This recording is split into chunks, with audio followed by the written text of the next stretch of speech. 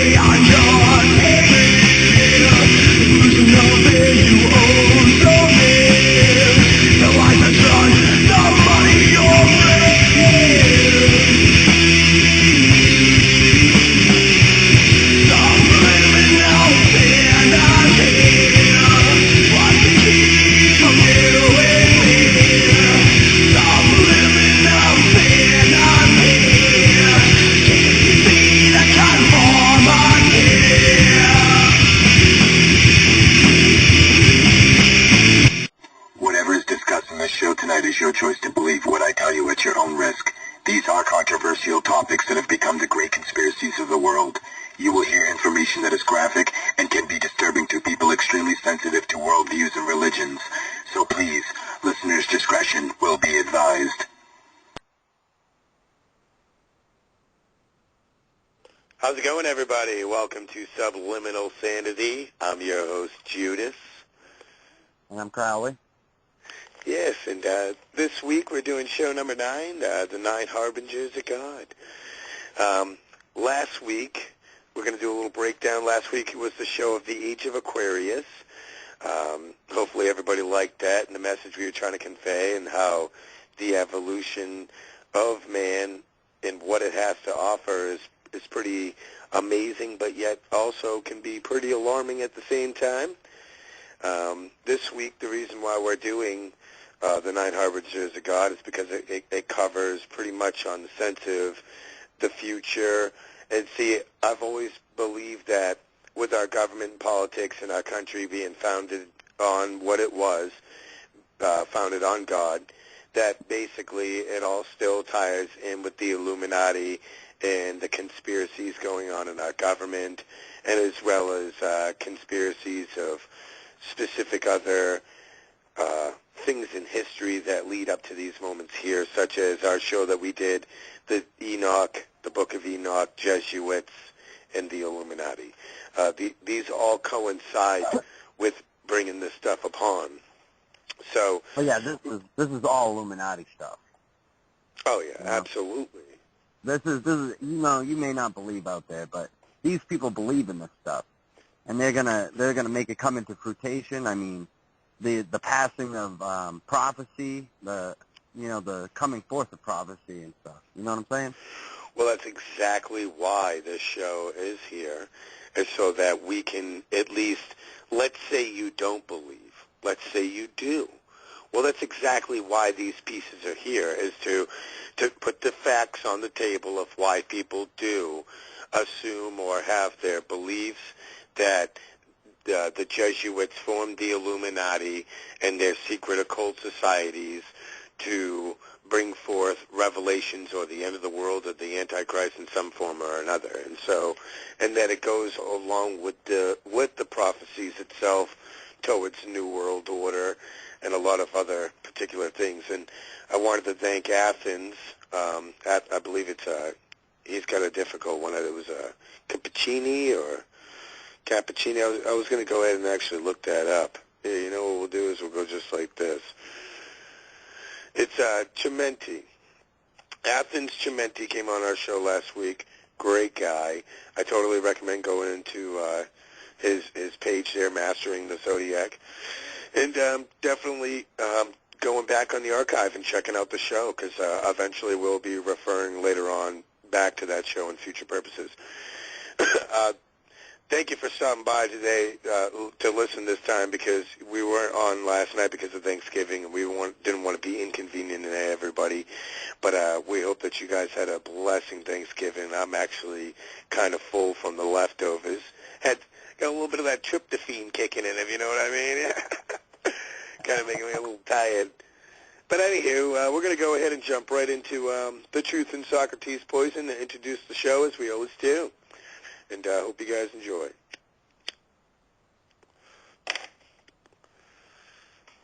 All right, this week in the Truth in Socrates Poison, the scientists of today think deeply instead of clearly. One must be sane to think clearly, but one can think deeply and be quite insane. That was a famous quote from Nikola Tesla.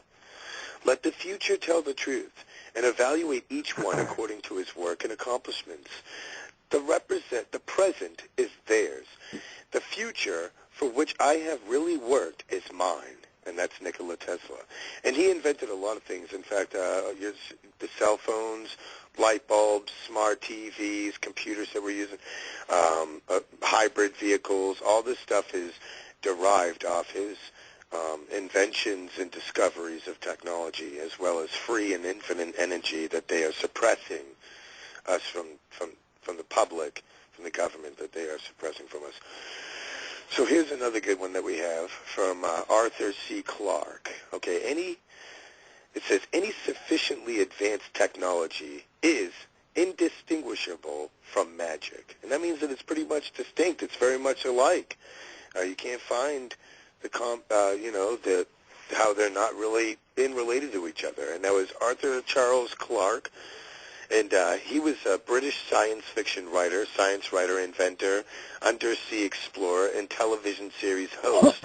He is perhaps most famous for being co-writer of the screenplay for the movie A Space Odyssey in 2001. 2001, A Space Odyssey. Yeah, I just said 2001. Yeah. Revelations 8:9. This is regards to Fukushima to me. And this is right out of the Bible. And there died the third part of the creatures which were in the sea, even they that had life, and the third part of the ships were destroyed. And this has to do with the prophecy of the end of the world. And so, when you start looking at Fukushima, you start thinking about the third of the oceans being done, and you look at the fact that nobody's really doing anything about it, I think it's a pretty good quote going into the Harbingers of God, the warnings that are going to come, All right, so let's go ahead. What is a harbinger? Well, what does the actual word harbinger tonight we're mean? going to discuss the Harbingers of God. It's a good question, because the Harbingers are actually warnings, which are basically, in a nutshell, Bible prophecy, a.k.a. apocalyptic philosophies. Now, in this concept, we must lend our ears and hearts and understandings to the most controversial book of all times, the Holy Bible. And so, it is true. And so now, when in all reality, when it comes to these so-called Bible prophecies or warnings from God, what does it all mean? You must question this stuff. What is this ancient nonsense that people find rambling in the ranting lips of the lunacy-labeled Looney Tunes? Well, we are going to have to dig a little deeper into the philosophies of Christian people that look into these things and point out these crazy antics in life all the time. This brings me back to show 6, the mark of the beast in philosophy. What is philosophy? Again, philosophy is the study of the fundamental nature of knowledge, of reality, and existence, especially when considered as an academic discipline. A particular system of philosophical thought. It's a noun. Philosophies, Schopenhauer's philosophy, the study of the theoretical basis of a particular branch of knowledge or experience, the philosophy of science, yada, yada, yada. And so, here is what the Christian philosophy is. The guy who pointed out and dedicated his life to this is Jonathan Cahn. Recommended book is The Harbinger, written by Jonathan Cahn. Bestseller, you must check it out. And I'm not just trying to help him out or anything. This is like the guy that pretty much, has noticed it from the beginning and is pretty much going around the world letting everybody know. Well, here's the Christian philosophy, is that 9 harbingers of God is what they really mean and are. Well, I guess have passed, but one has stuck out to the most. They've all really passed, really. But one of them is the 6th harbinger. I would like to bring in a couple of examples. Let's say you could tell the future. Let's say if somebody came up to you and told you that you can tell the future, because these are warnings in the Bible. And a lot of people are like, the Bible's hocus pocus, but I'm going to go to a psychic this week, I mean, it sounds a little crazy, but let's go ahead, and use that as an example. Let's say somebody came up to you and told you they could tell you the future. Whether you believe them or not, you're going to want to know. You're going to want to know what they have to say. We have a lot of people today that have turned this into a real lucrative business. Let's face the facts, and it's absolutely a commodity now, and have been kind of turned into more of a slanted approach rather than something that's actually believable. But I think it's got an upcoming in its own way when the facts begin to reveal themselves as we, stroll through life in our journeys. Well, whether you believe that magic or all these things are real, or whether they're the real deal or not, when you step back, the facts are that they still are doing this as we speak. From palm readers to tarot card, rune stones, Ouija boards, psychics, channelers, the list goes on. These are all occult teachings in our history that are ancient and still very much practiced today. And I think that's pretty amazing that here we are in 2013 and something that's been going on for years is still being practiced today. Now, occult is hidden. It's secret. It's basically occult societies, occult magic. It's just basically something that is a secret. You know what I'm saying? And so, hold on a second. My computer here is about to die. I have no clue why. Let's go ahead and figure this stuff out. Here we go. So, in a nutshell, in the Bible, it talks about magic very much so. I want to refer back to the show Enoch, the Jesuits and the Illuminati. We had talked about Enochian magic. Enoch brings forth the beginning and the end and the middle of time and how time doesn't really exist. And we're going to have a show about time, and I hope that I can find somebody that is a complete knowledgeable person in this area, not just myself. And the reason why I like to bring on other people is so that you don't just hear it from myself. When you have other people with good credentials and good credibility to back them up, it's not just me saying it, it's other people too. So therefore, there's 2 people that agree with the same thing, and therefore you can at least get a really good, valid opinion on what to believe in a nutshell. So we're going to start this off with the past. In the past, we have heard of many things that today seem as mythological and science fiction. Well, there are some topics in our history that don't seem too far-fetched. When you read some books as well as scripture in the Bible, it talks very briefly of the race of giants. Not very much so, does it? It talks of the race of the Nephilim. You can check it out in Deuteronomy chapter 2, verse 21. And it's chapter 2, verse 20 through 21. And I got a YouTube clip right here that I'm going to go ahead and copy for you guys and send inside the chat room too. So you can go ahead and check that out and check out the proof of the Nephilims. So you guys can go ahead and check it out. I'm getting messages and stuff. And, yeah, I'm just moving on here. I'm going to put that in there so if anybody is inside the chat room and wants to check out these links to check out the pictures of the Nephilim bones and the other things.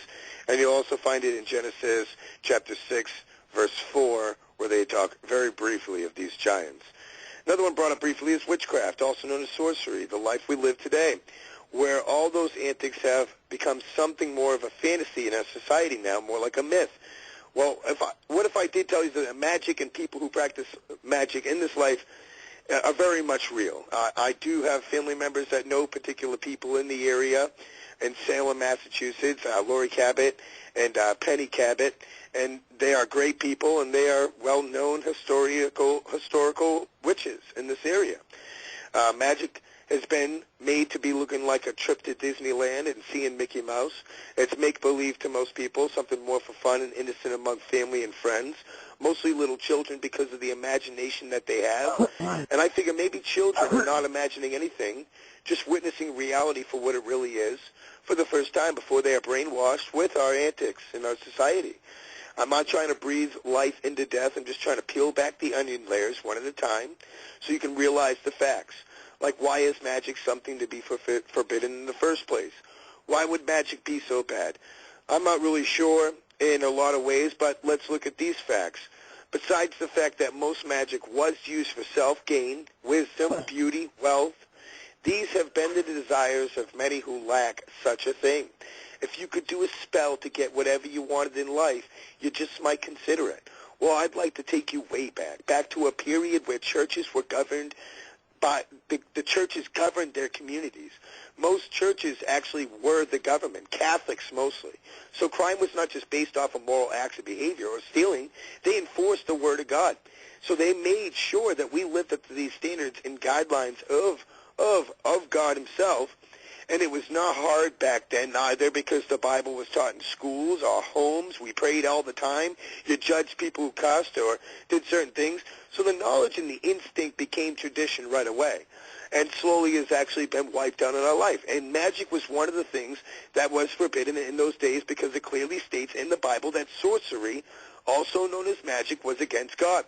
Now, the Catholics perverted the Christianity religion. I hate to throw them out there under the bus like that. I'm not trying to judge people, but they're the ones that went around and killed the witches. They're the ones that killed people in the name of Jesus Christ, whereas the Protestants, the protesters, are the ones that stood up and believed that, you know what, there will be their own judgment in their own way in life, and there really has nothing to do with us interfering with this kind of stuff, whereas Catholics are more derived off of a pagan religion.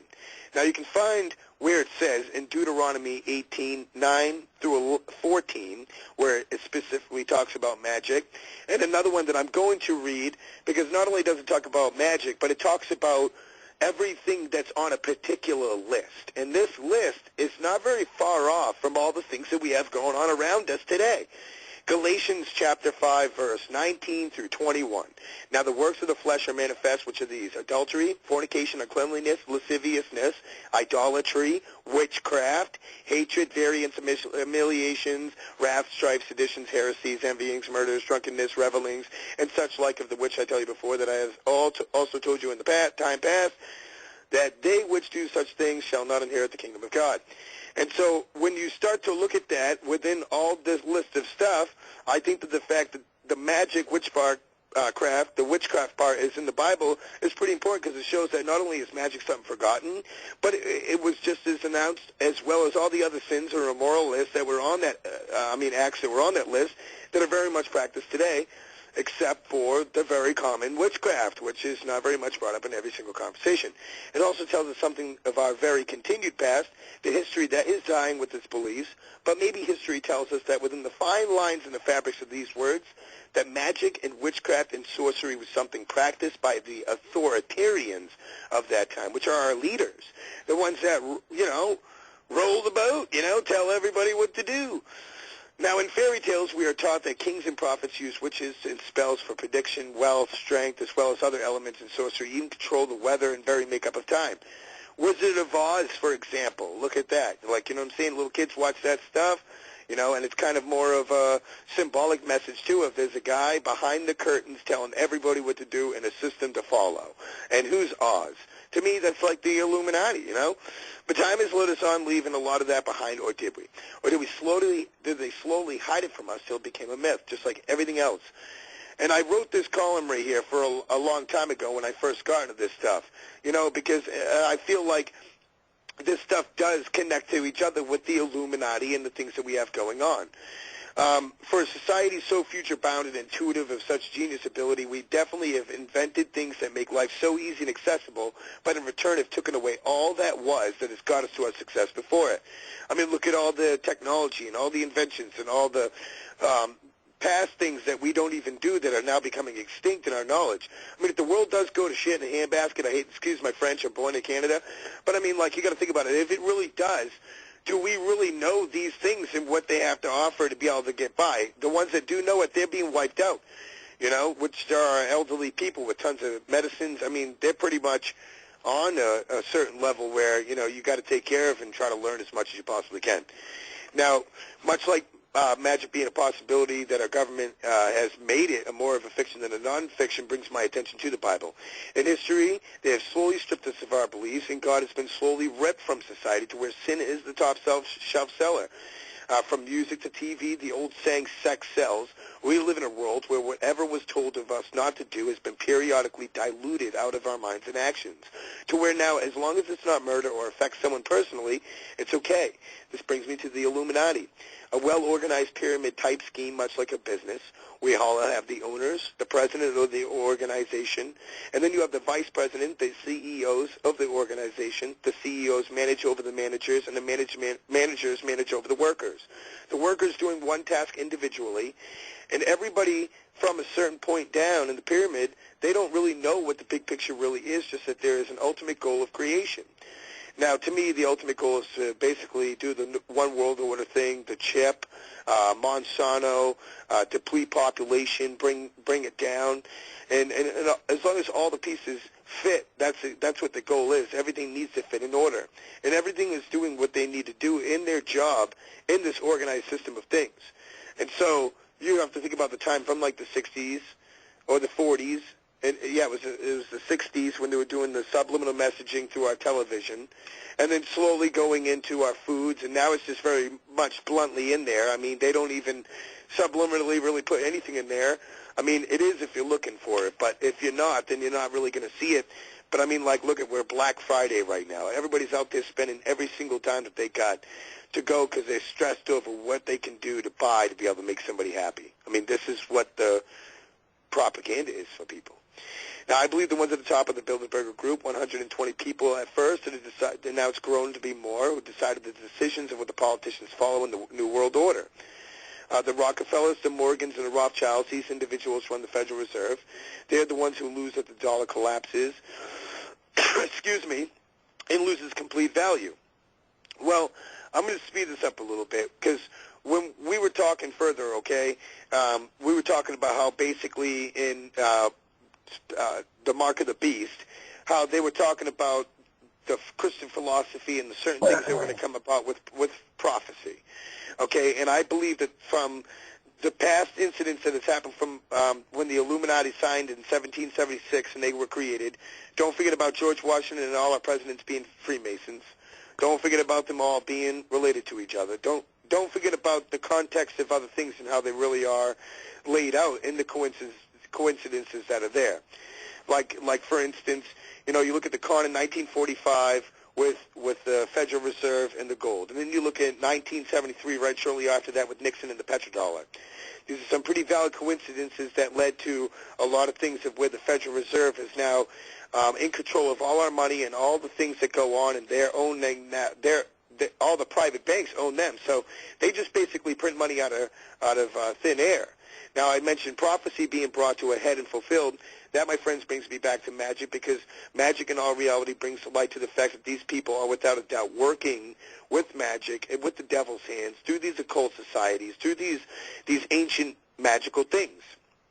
And I know it sounds crazy, but this has literally been my theory since I first started ever getting into conspiracy theory and all this stuff. And so, I want to get it out there in my show. And we believe that we have 2 hours tonight, so that's going to be good. I get to explain a lot more. So the Mark of the Beast and the world order is their goal, and as well as prophecy and Revelations, which is in Revelations, which is the New World Order. That the New World Order is in Revelations. Now they want to bring forth the end, the four horsemen, and in between the beginning of the end to the end, there is us in every single event that takes place. And that brings me to 9/11. Iraq, Afghanistan, Libya, Syria, the illusions of a man living in a cave, the world on terror. The president is now just a puppet. He's a fist puppet, okay, like, the one that you use for your little kids whenever they're in the bath or something, you're trying to get them to go to bed. That's what the president is. He's the guy that's up there on the stage trying to get you to go to bed. Now, he's pressing the fast-forward button to their goals, okay? And he's going to feed you full of all this crap. That's what he's built to do. He's an actor. They've already knew that they wanted to start doing this way back in the day in the 60s and in the 70s and so on and so forth, was prepping these presidents. Okay, so these are the true leaders of the world that control the military research and what we're doing and how far the military goes. Your media, the radio stations that are on mainstream, all the while the Bible is being washed away more and more, while the TV and entertainment and money and idols become our new God. Now, what they put in our minds, you will slowly like and become and believe, desensitizing us with the news and games to where if you hear about death every day, it's just death. Not, oh my God, really? No, we move on with our lives every single day. They just want us to fall. They want murder. They want drug wars. They want race wars. They want us to take our eyes off them because basically they're watching us very close. Yesterday, Thanksgiving, we were over at my friend's house in the middle of the woods. I'm not going to give it an explicit location, but we were close to a military base, and we pointed out 8 drones. And they weren't real close to each other. They were pretty much spread out all through the skies. It's pretty scary to know that they're literally there, and you can actually see them. And they're right here in America watching us. And Bill O'Reilly actually is down with that. So if these were built for terrorists, what are they doing floating around in our skies, spying on us in the middle of the woods? Now, if you ever wonder why music is so filthy, and from the sex to the money to the thug life, this is a way of conditioning us to become this way. So, and if you look at Obama, he said that we're a satanic antichrist nation. We're not Christians. Now, you look at Bible prophecy, check this out. It talks about earthquakes in diverse places, rumors of wars, the end before the end. There are no terrorists, just the U.S. government. And so when you think about Matthew 24, and it talks about earthquakes in diverse places, rumors of wars, and there'll be famines and pestilences, and then these are the beginnings of our sorrows. And so, you know, we've pretty much already heard that. And a lot of people are talking about this nuclear war going off or all these things, maybe even Iran having these things, and I'm going to go into that a little bit later. But if your spirit is a wave-making spirit, they're gonna come and get you, okay? Now, to me, magic is also a form of manipulating the weather. Look at DARPA, okay? DARPA possesses HAARP, which was created by Nikola Tesla, okay? It's a weather manipulating machine. It creates tsunamis, earthquakes, tornadoes, hurricanes. And it even, it can do a lot of things. I believe it can shoot electrical low frequencies in the sky and maybe even possibly control people's minds. Now, to me, when you put all this stuff together and you want to get in a nutshell on a Christian level, this stuff kind of sounds satanic. You know what I'm saying? Like, with the line drawn in the sand here, what we know is what's supposed to be and what is not supposed to be, I guess. You know, if we want to really look at the semantics of it, to me, the signs are screaming out that we're being kind of run by some Satanists, you know. Now, I'm going to go ahead and play this clip that I have as a history lesson of these 9 harbingers and what they kind of mean. Okay, so because when you start thinking about the history that goes before and what these harbingers were originally written for and how they came about, we can refer back to the show 6, where I had Enoch, our wonderful guest, come on, and he had described to us about the way that Christian philosophy looks at things is that when something is referenced back to Bible prophecy, it doesn't matter whether it's written in the past, the same thing goes of today. I know it sounds nuts, but I think if you can understand what I'm saying, then you can understand. Can you understand what I'm saying there, Crowley? Yeah, that's show 7. Show 7. No, that was Enoch, the Jesuits in the Illuminati. Show 6 was the Mark of the Beast, where we had Enoch come on. Yeah.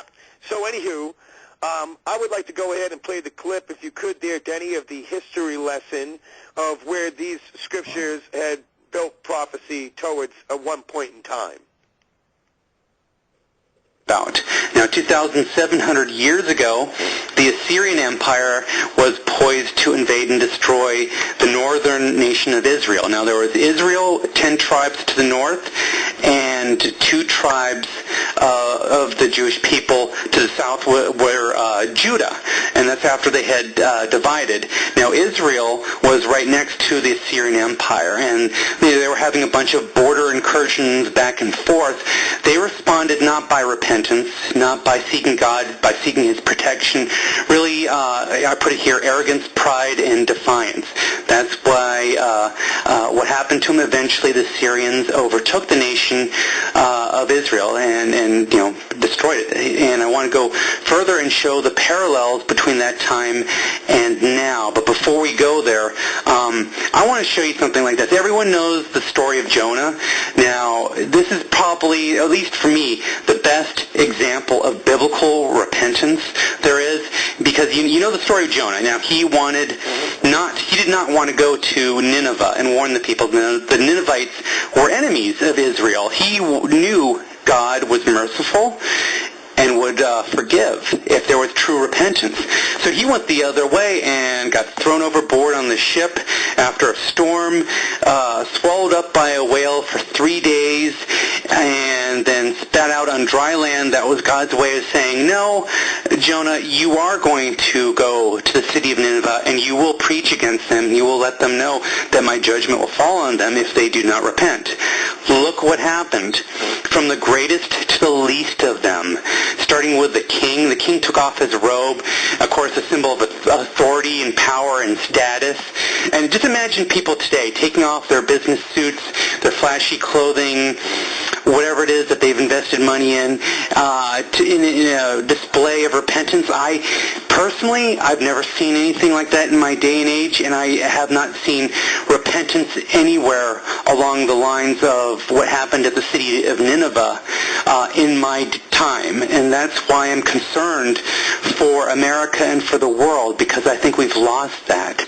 Let me go any further here, but before we go, Isaiah chapter 9, let's look at verse 10. Those people who in pride and arrogance of heart say, the bricks have fallen, but we will rebuild with hewn stones.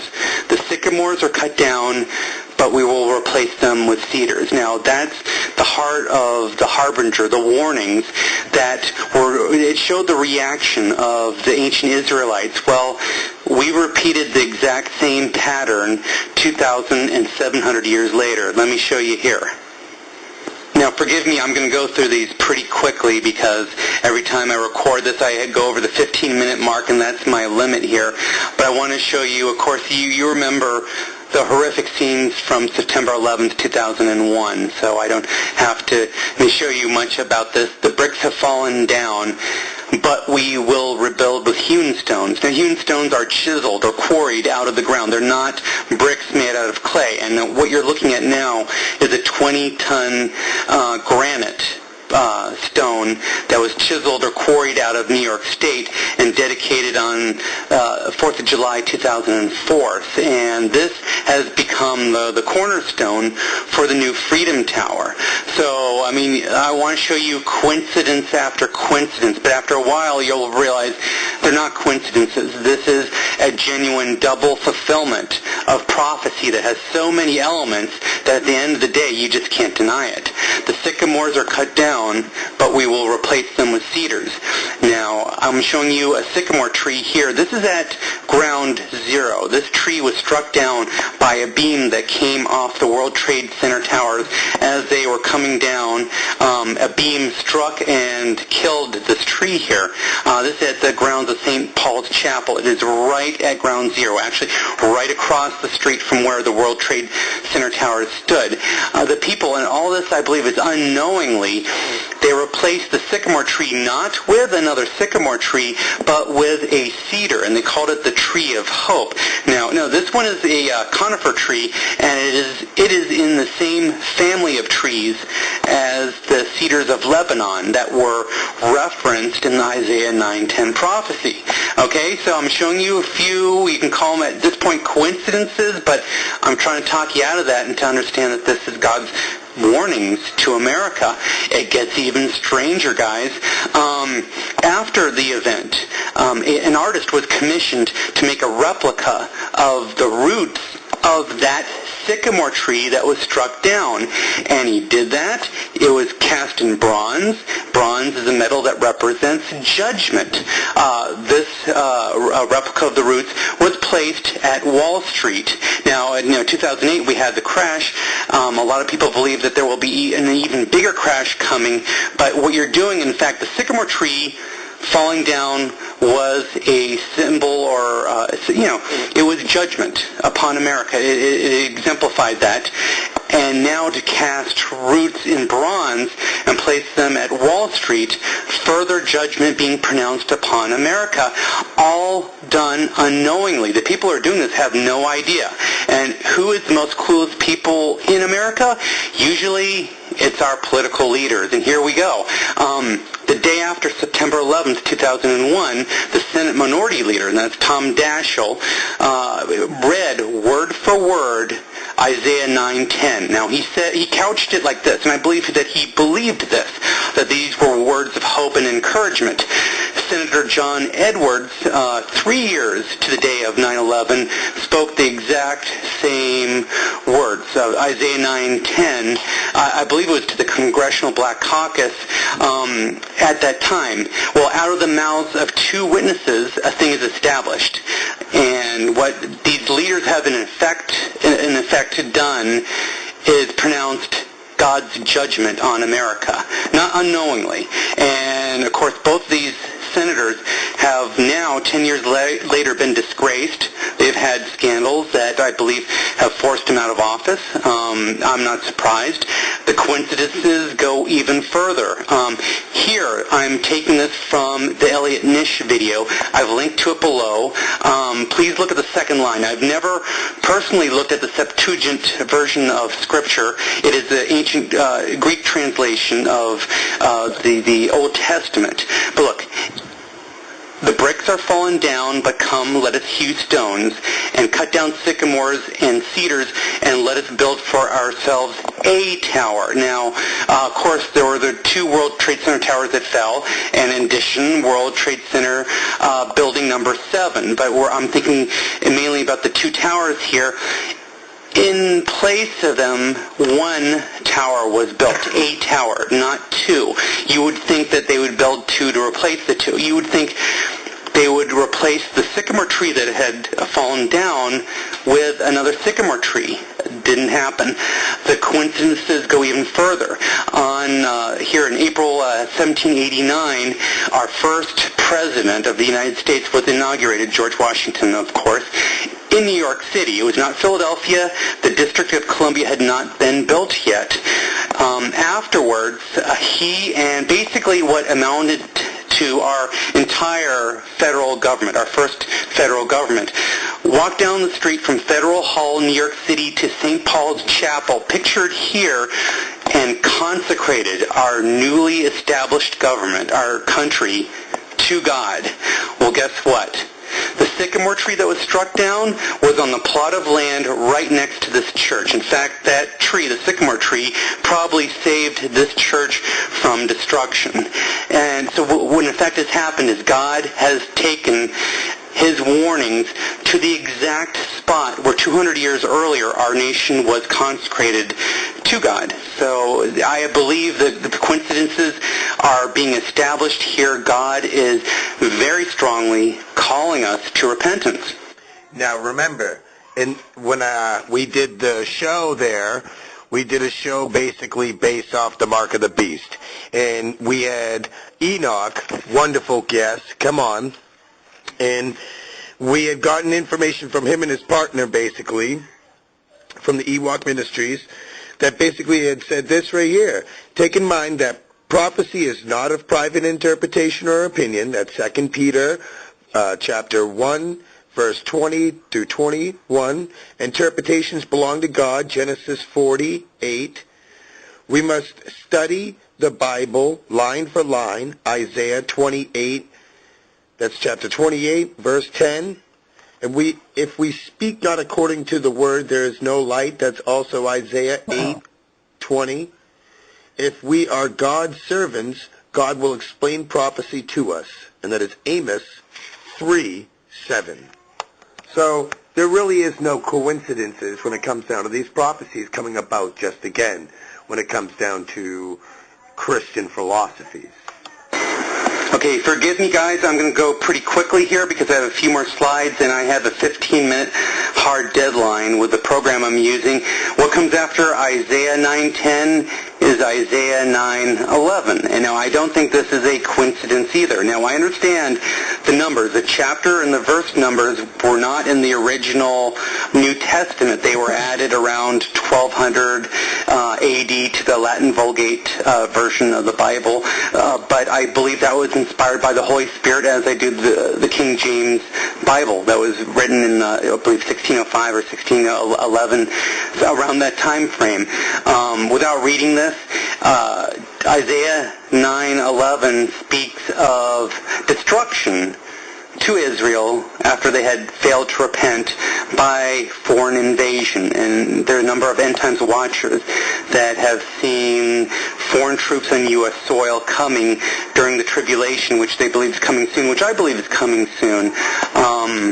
And often China, Russia, whoever, they're seeing this. I believe the Holy Spirit is moving people to warn us.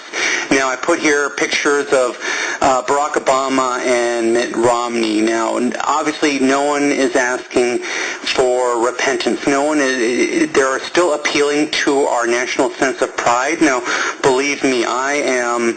I am very happy and fortunate to have been born in America and raised here in America.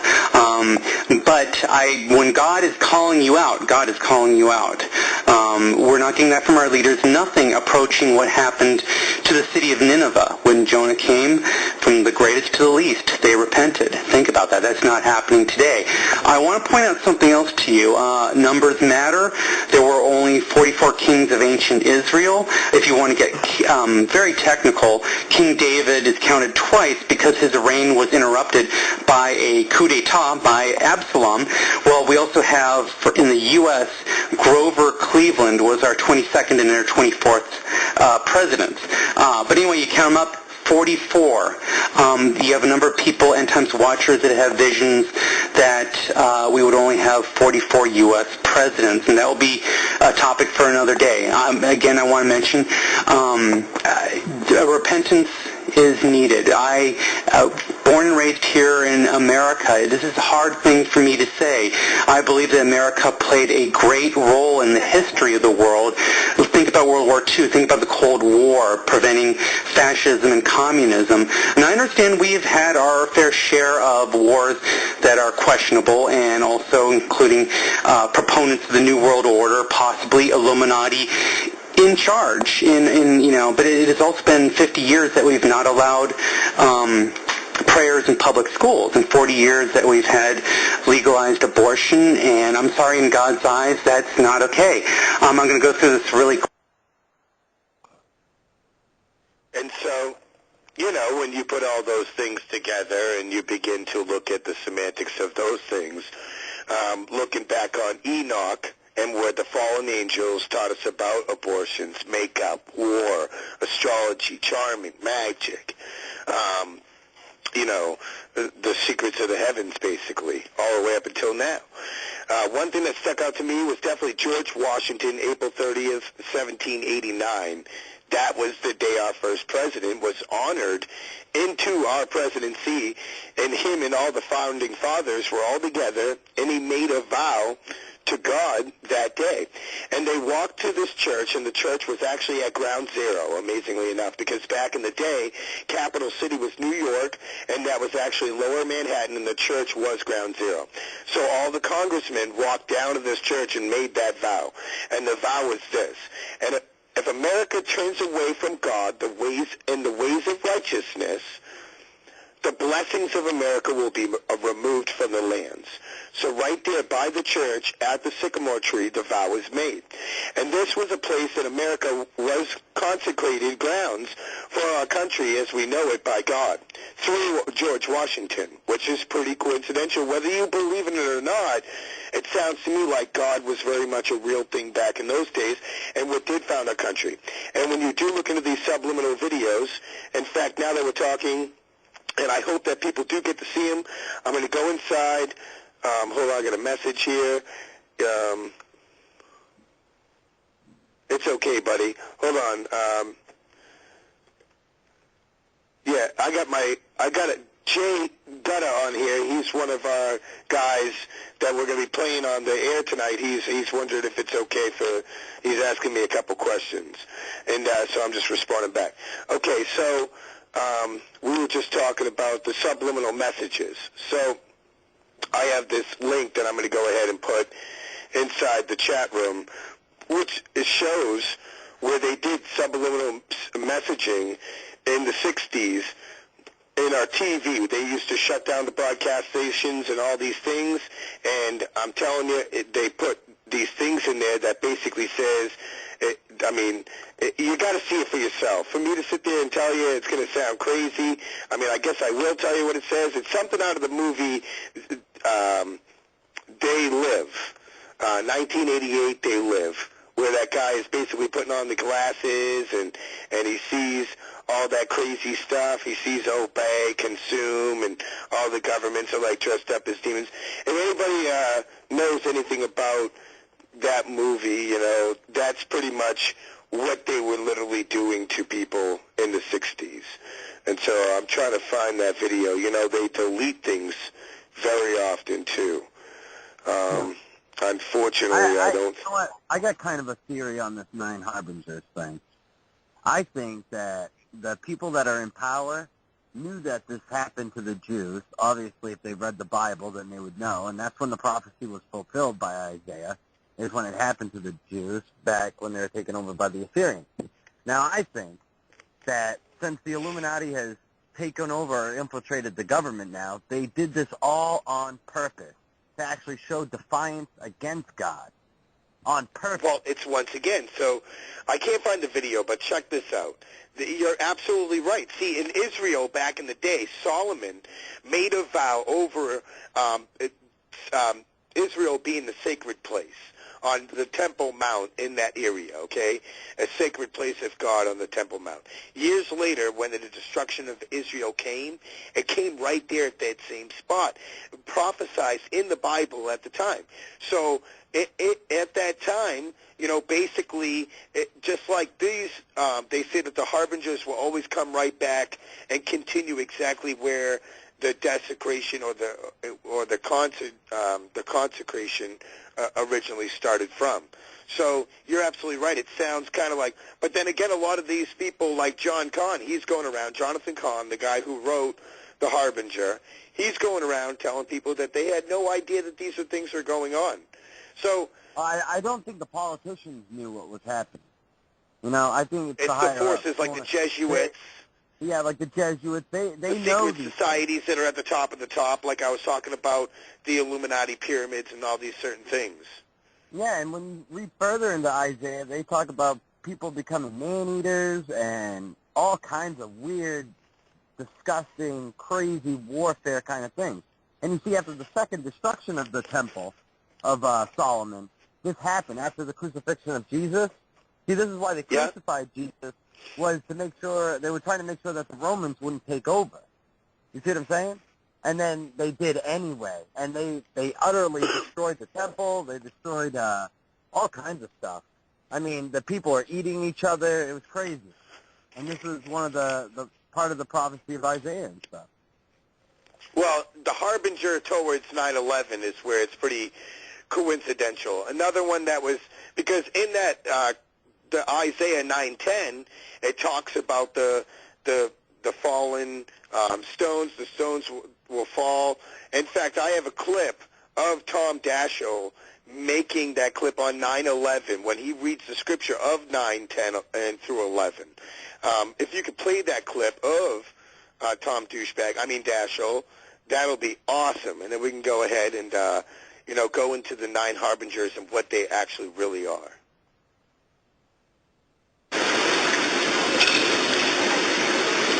It is with pain, sorrow, anger, and resolve that I stand before this Senate, a symbol for 212 years of the strength of our democracy. and say that America will emerge from this tragedy as we have emerged from all adversity, united and strong. The America in which we woke today is far different from the one in which we woke yesterday. This morning, as our rescue workers and medical personnel continue their heroic work, we begin to truly understand the enormity of what happened. My heart aches for the people of New York, our men and women serving at the Pentagon, the passengers and crew of the 4 hijacked aircraft, and for their families and friends. These attacks were an assault on our people and on our freedom. They aimed at the heart of the American community and the symbols and structures of our economic... Take in mind, most Americans believe 9/11 was an inside job by our own government, so they had an attack on our freedoms. ...and military strength. As an American, as an elected representative, I am outraged. As a husband and a father, I am pained beyond words. Last night we sent a message to the world that even in the face of such cowardly and heinous acts, the doors of democracy will not close.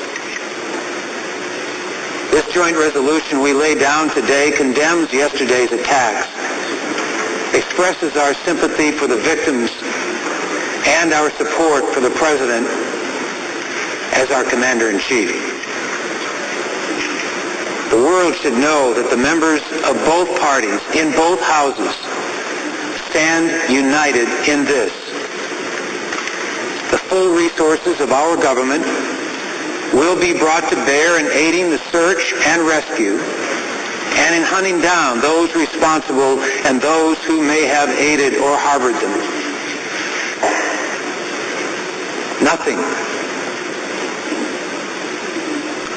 Nothing can replace the losses of those that have suffered. I know that there is only the smallest measure of inspiration that can be taken from this devastation. But there is a passage in the Bible from Isaiah that I think speaks to all of us at times like this. The bricks have fallen down, but we will rebuild with dressed stone. The fig trees have been felled, but we will replace them with cedars. That is what we will do. We will rebuild and we will recover. The people of America will stand strong together because the people of America have always stood together. And those of us privileged to serve this great nation will stand with you. God bless the people of America. I yield the floor.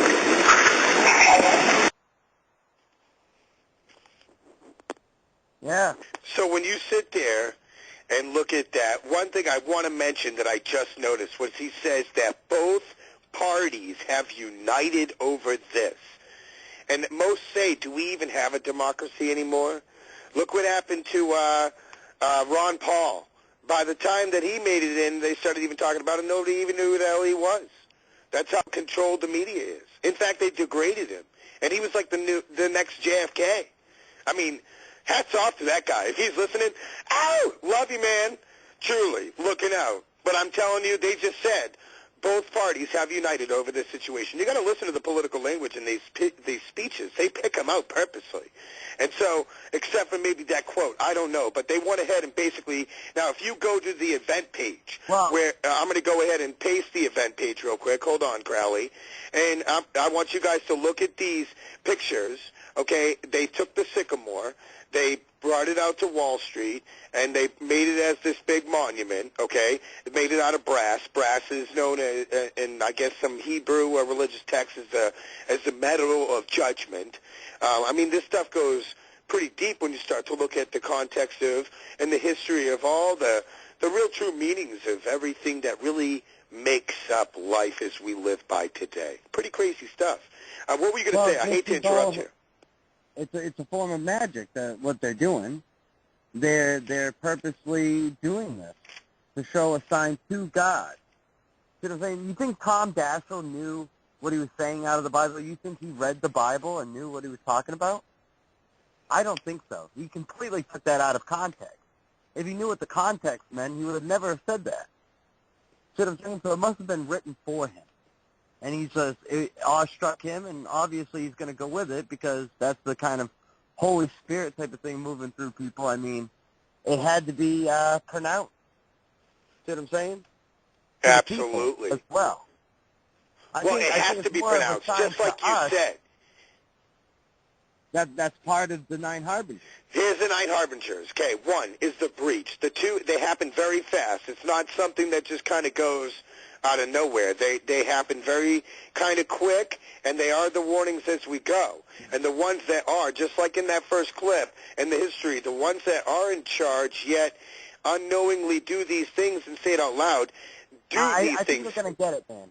Just go through it. Okay, so 1 is breach, 2 is terrorist, 3 is the fallen bricks, 4 is the tower, 5 is the stone of judgment, 6 is the sycamore. Excuse me, still digesting that Thanksgiving leftovers, you know. Sorry about that. Ezra's stone is the number 7, the vow, and then the prophecy fulfilled. So this is how it kind of goes all full circle back to itself. Now, the only thing left is the tower, and it hasn't been fully built yet, and that would be marking the out Freedom Tower, which is being done. And if you look at the pictures that I have here, we've got the huge stones. They're showing the sycamore roots. The bricks have fallen. They brought in we got the church right there, George Washington. And now they're building a tower right on top of it, and that would be prophecy fulfilled. Once the tower is completed, it would be prophecy fulfilled. That's right. Bang. That means we are in big doo-doo.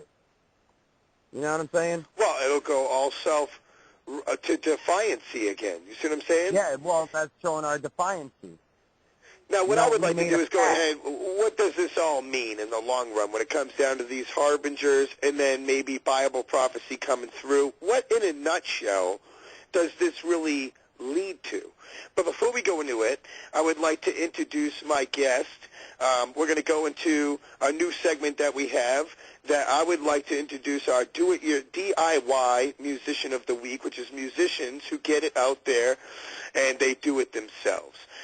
Jay, you there?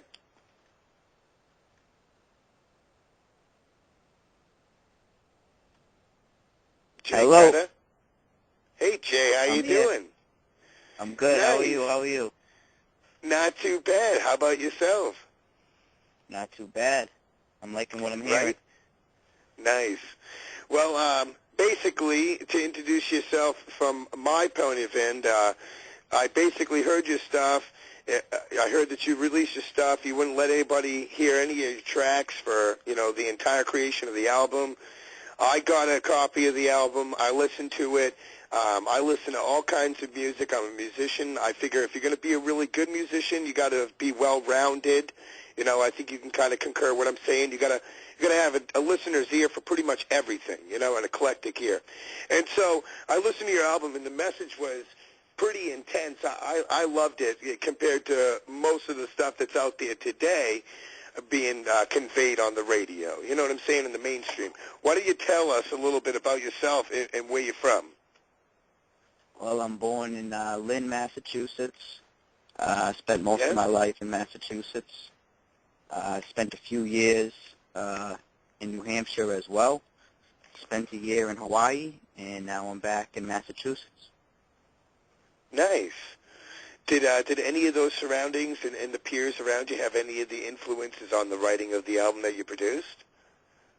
Yeah, of course. I mean, growing up, being born in Massachusetts, especially Lynn, you know, it's just like every other hood in America. And then I spent time also in, you know, the suburbs of, you know, New Hampshire. So I've seen, you know, both sides of the spectrum of life, and a little bit of Hawaii, which has an influence on my music as well. Yeah, what'd you do in Hawaii? I actually attended college out there, Hawaii Pacific University. Okay. I recommend anybody, you know, if you've never been, please go. Nice. Who are the major influences in the music industry today that have that you would like, you know, lend, you know, bow your hat to, I guess, take your hats off to, you know? Yeah, if I could take my hat off to anybody, it's really all you know, all the artists out there that really stay true to themselves. So, you know, if you do listen to rap music, you know, the Joe Buddens, the Kendrick Lamars, the Schoolboy Qs, just the people that aren't afraid to be themselves and you know, don't, you know, try to act like or sound like everybody else that we hear on the radio today. Man, yeah, exactly. You ain't kidding, truly. Like, a lot of the stuff that you hear, a lot of people are kind of trying to mimic what is already up there on the charts. So you basically, it's kind of like a clique or like an octopus of all these musicians. So let's say you got Tool, right? I'm not going to try to degrade anybody. I'm just going to give you examples. Let's say, what's the name of that band, the three-piece band, and they do the song, you there with me, Crowley? Yeah. They do that song, Seeing Red or Red, Chevelle, okay? They kind of sound like Tool. So then, you know, you go on down the spectrum, and there's other bands that try to sound like all these other things, and they do it in metal mostly as well. And, you know, I totally understand what you're saying. It's like when you're out there and you're being original, man, I'm telling you, you're creating new elements. You're totally bending the envelope, you know. You're setting a new mark, you know. Now, you said that you went to college, and you mentioned it.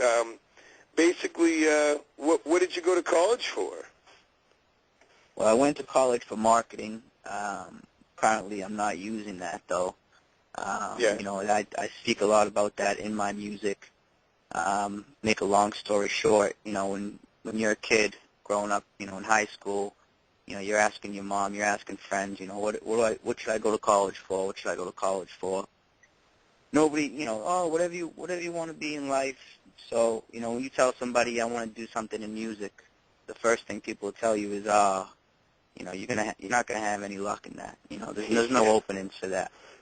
So, you know, so they say, oh, well, you know, out front called the Brothers Table.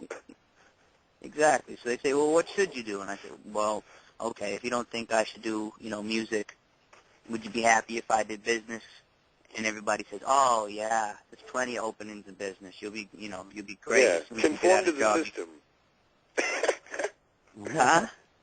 I say conform to the system. Become another sheep. Exactly. And unfortunately, you know, I conformed. I graduated, and sure enough, I'm not using that degree because it's not, you know, it's not what I love to do. So I write a lot. Well, at least you pushed yourself and did it, you know, and you got that under your belt. Oh, of course. And hopefully you can take those skills in marketing and apply it to your musical careers. And if you become successful, you can use your money as an entrepreneur and maybe become like 50 Cent and start selling vitamin water with the price tag on it, like, you know, $1.89 and make millions, you know, off the ignorance of water and food color. Maybe one day, for sure. Yeah. Well, yeah. Now, where did you record your album? Well, I finally recorded it in Cambridge, Massachusetts.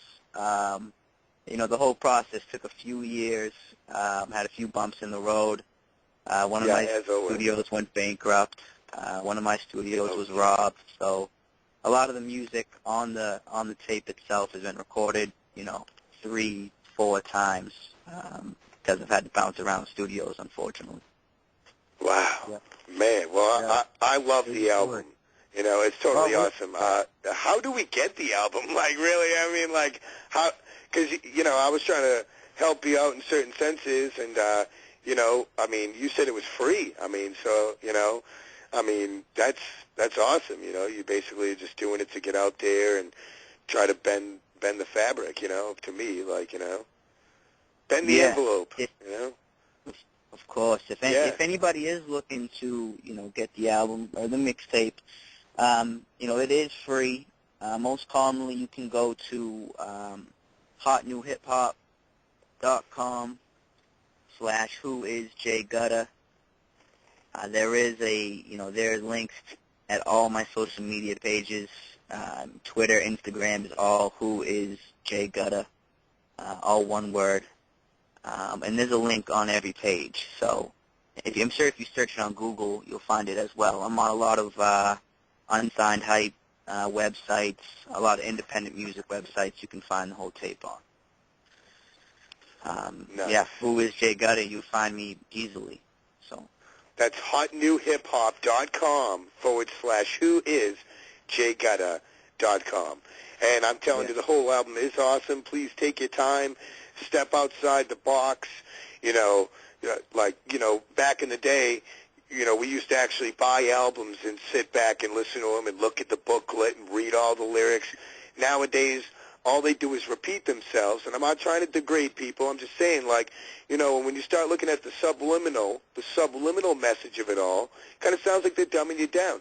You know, I guess there's a time and place of everything of what I'm trying to say, and there's nothing wrong with going out there and listening to, you know, music that is a little bit more of a realistic attitude, somebody that you might be able to relate to, you know, because, I mean, this album is not just about, you know, shaking your ass, I guess I would say, and, you know, doing drugs and all these things.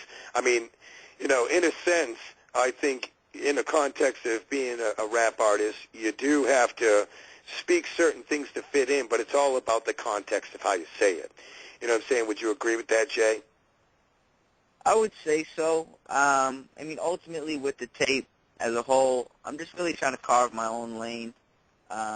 And as a career as a whole, just carve my own lane. Just something that, you know, people who listen to rap music can actually relate to, you know, from all walks of life.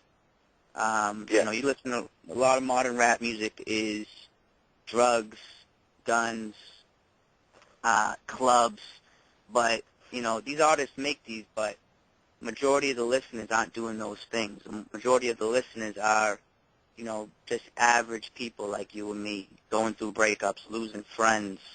You know, they're doing drugs. They're not doing, you know, heroin. They're not selling cocaine. You know, so I just try to, you know, carve my own lane and really have something that the average person, you know, can relate to. So if you listen to the tape, I think, you know, wherever you're from, there's going to be at least, you know, 50% of the songs on there that you relate to, something you've been through or are currently going through. That's beautiful, man, truly. And it really is like that. It really is.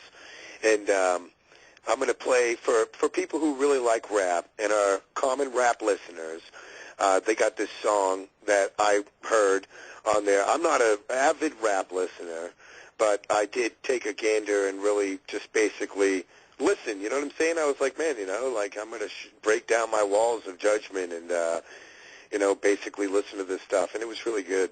And one of them I came across was Blake Griffin, and I got the vibe immediately that I listened to it was like it was an average rap listening song. So I'm not going to lie, I did kind of skip through it, but as I listened to, and I'm going to go ahead and read off the songs right on the air. Okay, so we got Introduction, Inside the Waiting Room is really awesome. In This Life is really awesome. That's number 3. Number 4 is As It Seems. That's an awesome song. Number 5 is Darkness Bright. Really awesome song. Number 6 is Blake Griffin featuring Hell Rel, which is a really good song. Number 7 is NYB, which is a really good song. Number 8, which is Right Back at It Again. I got into that song as much as I did the number 2, 3, 4, 5, and number 6 it took a bit. Number 7 it took a bit, but number 8 it was awesome. Number 9 is called Waiting. It took a bit. Number 10, Cashed Out, awesome. Number 11, The Other Side, awesome. We're going to play that one at the end. Number 12, Without Purpose. Took a bit, but when I heard it again, loved it. Number 13, The Doctor, awesome. Or it's called Doctor, awesome song. Took right to it. Number 14, The Sky Could Fall, awesome song. Number 15, Outroduction, awesome song. And so Blake Griffin, who is Blake Griffin? Blake Griffin, if you don't know, a very popular basketball player on the Los Angeles Clippers. If you're, an NBA fan, there's no doubt you've heard of Blake Griffin. He's one of the faces of the NBA right now, one of the most aggressive and prolific players in the league right now. Nice. So I think if you are an NBA fan or a basketball fan in general, you should love the song for sure. Who's Hell Rell? Because it features Hell Rell. Yes, Hell Rell, if you don't know, is Dipset, which was a big group from New York. Years back, I would say, less than a decade ago, they were really running the rap industry as a whole. If you know Jim Jones, if you know Cameron, if you know Joel Santana, you should know Hell Rell. Basically somebody I grew up admiring because he was basically the underdog of the group. But I was loving everything he was saying. I loved his grind. So when it came time for me to really make my first project, he was the first person I reached out to. And, I was fortunate enough that, he really liked my movement, liked what I was doing. And, sure enough, Blake Griffin was the track that he decided to put a verse on for me. And, that's amazing. Shout out to Hell Rell. I'm appreciative of that. So. Heck yeah, hats off to you, Hell Rell. Hopefully you listen or you get to listen to archive because you're going to be played tonight. And if you got any material you want to help out Subliminal Sanity, as well as get some stuff on the air and sponsor your message out there to the public, please, get in touch with us and we'll try to get a hold of you. Excuse me. And we're going to go ahead and do a short break. And this song is called Blake Griffin featuring Hell Rell by Jay Gudda. And we'll be right back.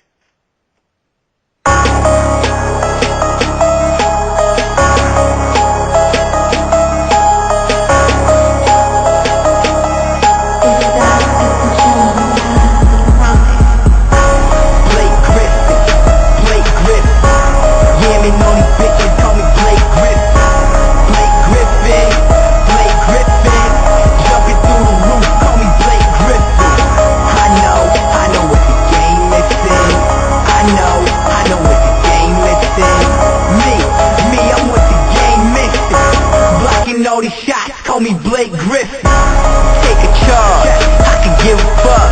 6,000, I'm happy just to give them up. With the team, fuck around and get a triple-double. Hard hitters hit the floor, cause a little trouble. Riding with my kind of bitch, not start shit cause I'm chillin'. They talking all in my face, about time to start killing. Why the fuck you mad at me? Wanna go start a casualty? 6'5", but you half of me. Little dude, but they asking me. Whoa, they can talk about kilos. Hit me with that fake shit and I'm at the line. Free throw, miss one, that's fine. Flagrant and now he's down. I'm the one that she loves, fuck you just a rebound. Ballin', ask my coach I'm ballin'. Callin', yo bitch won't stop calling. I can't wait till I'm at my best. Fake rappers still in their chest. True to me, I don't wear no vest. Miss, I'ma go wrong, I test like Blake Griffin. Yeah, man, all these bitches call me Blake Griffin. Jumping through the roof, call me Blake Griffin. I know what the game missing. I know what the game missing. Me, I'm what the game missing. Blocking all these shots, call me Blake Griffin. Shooters always with me, guns stay clicking. Cocaine jumping out the gym like Blake Griffin. Fucking strippers and strokers, professional dope smokers. Rappers roadkill, the niggas get rolled over. I'm quick to share a bad bitch, give my niggas some. Rick's Mexican cartel, that's who I get him from. He pulled the strap and didn't kill me, man, that nigga dumb. I came back and shot his stupid ass with a bigger gun. It ain't no question about the money, man, I have to get it. Pulled over and the coupe ripped up the traffic ticket. Fuck the law, and plus a dirty bitch. I hit it with that cut, that's a dirty brick. Every time we kill a nigga, we go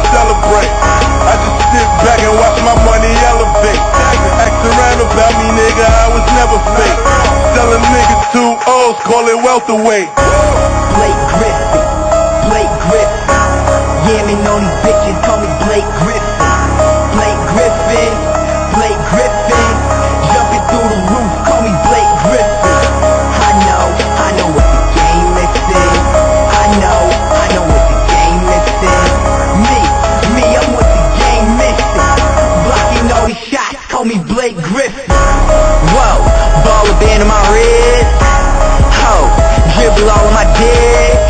I'm chillin', bench me and I quit. Make your bitch swallow no spit. Talk that shit, I should get hit. What's your fake lines, make headlines, and goddamn, that's awesome. Drive in your mom's range, yet you claim you flossing. Working that drive-thru, yet you say you bossing. I'ma go body all you to the rap stage, just toss them. Yeah, I'm in this till I'm finished. Not in this till I break a leg, in this till I'm limbless. My team down, I'll rebound, I'll drive in from 3 down. Box out, block shot, still shit, that's me now. Climbing up that ladder, make a bitch fall. And everybody pass, shout out Chris Paul. Learn a lesson, it don't matter what these hoes need. I heard them talking out their mouth from the nosebleed. Blake Griffin, Blake Griffin. Yeah, me know these bitches call me Blake Griffin. Blake Griffin, Blake Griffin. Jumping through the roof, call me Blake Griffin. I know what the game is in. I know what the game is in. Me, I'm what the game missing. Blocking all these shots, call me Blake Griffin.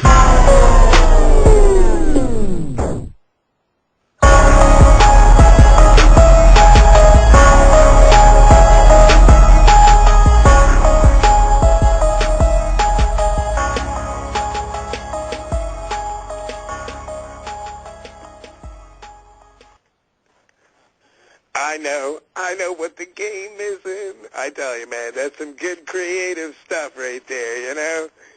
You still there? I'm still here. Awesome. I'm going to go right into pressing the issue because we're always strapped for time. We got some extra time tonight. It was an honor having you on, Jay. If you do hang up, I absolutely understand. If you hang out, that's a pleasure. But I'm going to go on with the show.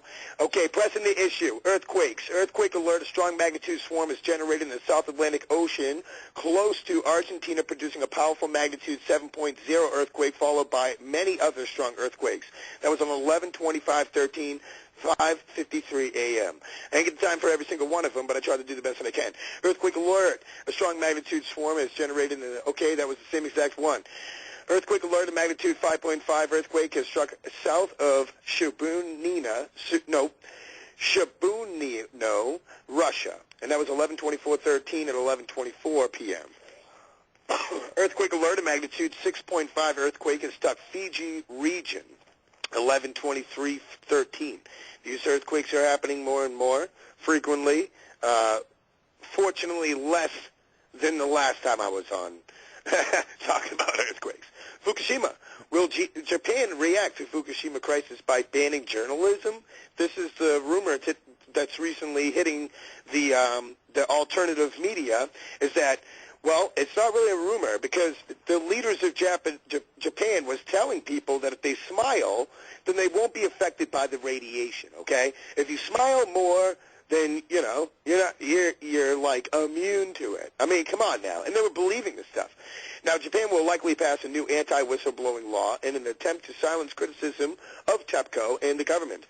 Japanese Prime Minister Shinzo Abe's government is planning a state secrets act that critics say could curtail public access to information on a wide range of issues. So basically what they're saying is that we might not be able to get these updates pretty soon, people, just to let you know, including tensions with China and the Fukushima nuclear crisis.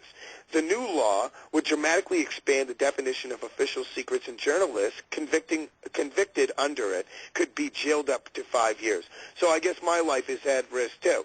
In reality, reporters covering Fukushima have long been harassed and censored. Unfortunately, this is coming to a pass. Beautiful. Associated Press, November 26, 2013, Japan's most powerful lower house of the parliament approved a state secrecy bill late Tuesday. Okay, so that was the same thing before, and I got this ad that's going to tell you exactly what it says. And as it continues to read on, okay, in the ad, and I'm going to go ahead and put that inside the the chat room for you guys, so you can go ahead and check it out, because it's highly crucial that people get the information out there, study the information, and get it out there before it does end up being completely suppressed from the public. Because this is all, I mean, I think you can understand. And if you start, just go ahead and research Chernobyl, because that's pretty much this. That Chernobyl's this in baby steps. Now, Japan, like the U.S., turns to censorship, okay? 2 weeks after Fukushima, the accident, we reported that the government responded to the nuclear accident by trying to raise acceptable radiation levels and pretending that radiation is good for us. Now, the Australian government, okay, November 25th, 2013, Japanese press balks at push for fascist secrecy laws.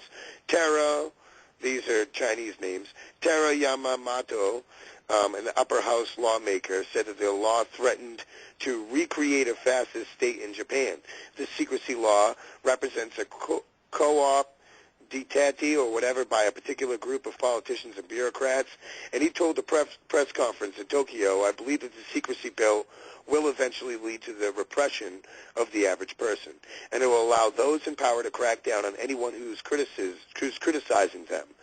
So we are turning into like a Nazi global war thing. I'm not trying to push it out there in some kind of crazy panic thing, but I mean, this is obviously some information that's been going on, and nobody's taken care of it for almost 3 years now, which is Fukushima. And now they're going on a kind of shamble or a smoke screen of just hiding it from the public sky. Now, I'm going to be on the show called The Absolutely Unknown with Hope this weekend on Saturday with Wyatt. I forget his last name. Man, I'm bad with names.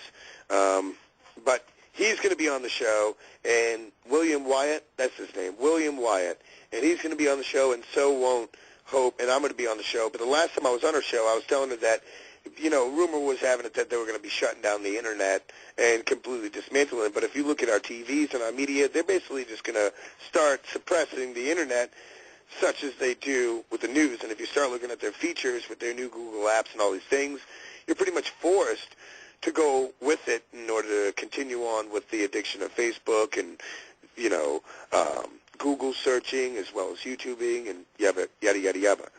Now, they got the activist. It basically says it's Kaizuyuki Tokuni. I may be arrested someday for my anti-nuclear activity, but that doesn't stop me. And then there was another person, Lawrence Rapida, a law professor at the Meiji University in Tokyo. This is a severe threat on freedom to report in Japan. It appears that the ABE administration has decided that they can get a lot of what they want, which is to escape oversight, to decrease transparency in the government by passing a law that grants the government and officials broad authority to designate information as secret. This is some crooked politics right here. And as we noticed, 6 months after Fukushima meltdown, American and Canadian authorities have virtually stopped monitoring airborne radiation and are not testing fish for radiation, nor the EPA reacted to Fukushima by raising acceptable radiation levels once again. So all they're doing is just basically raising it. Another crooked politicking event is the president is currently working our deal with Iran with nuclear weapons, while Fukushima itself remains a mystery in the media's eye. Is this a smokescreen for other issues going on? Because it sounds like it is to me when you put all these other masked schemes on the table. Bible prophecy. When you look at these harbingers, and you look at these being the warnings, a lot of people say, oh, the world's going to end in 2012. Then you look at the Mayans. They said that basically the world will begin its course and cycle to the end of the world in 2012. Now, going into the semantics of it all, we have to ask ourselves, what does this all mean? Let's talk about Bible prophecy and what it all means again in a Christian philosophy. And what does philosophy mean again? We don't have to go over it. I think we've already done enough. I have a clip of this pastor who is actually the owner of End Time Headlines, and what he has to say about the Magog and Gog and how it affiliates with the World War III and the Bible prophecies that are to come. He's a pastor himself. If you could play the Magog clip real quick and get people informed of this great information, that would be a pleasure. Thank you, Denny.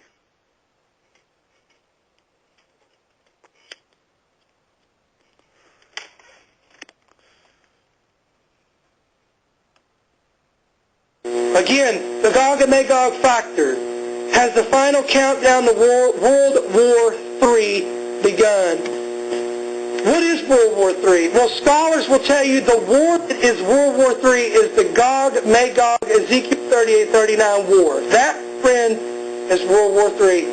And the question again, has the countdown begun? And where I want to start, I'm going to start in the past, bring you to the present, and go to the future. Again, I want to go in the past, bring you to the present, and go to the future.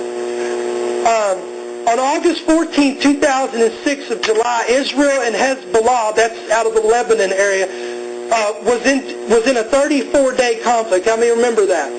Okay? This was a turning point for Israel. Why? Because Hezbollah, or Lebanon, is one of the nations that is involved in the Psalms chapter 83 war, which we will talk about in depthly here in just a second. Also, the Palestinians will be involved in the Psalms chapter 83 war. The summer of 2006 appeared to have prophetic, eventful implications when Israel went to this war with Hezbollah. Now, what was interesting also in the same time frame, in July of 2006, in what was heralded as the Irish equivalent to the Dead Sea Scrolls, numerous notable newspapers, and again, and what you're seeing right there is this was the Lebanon War of July 2006 that broke out. And then, again, in July 26, 2006, what was heralded to be the equivalent of the Dead Sea Scrolls, numerous notable newspapers reported that the Psalm 83 had been discovered. Listen to this. This is phenomenal, guys. Let he who has ears to hear, as Jesus said, let him hear what the Spirit is saying. It was discovered in the Irish bog soil, preserved and opened in place. This parchment potentially represents a seedling planted in the past, designed to be uncovered at the opportune time, apparently in the summer of 2006. Why is this phenomenal? Okay. There are 150 Psalms in the Bible, 1,189 chapters, and 31,173 verses in the Bible. How ironic that the only section of the entire book of Psalms that was reserved and found and intact was 18 passages of Psalms chapter 83. Why is that important?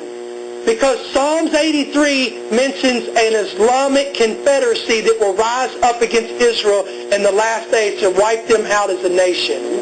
Wow. In other words, are you paying attention?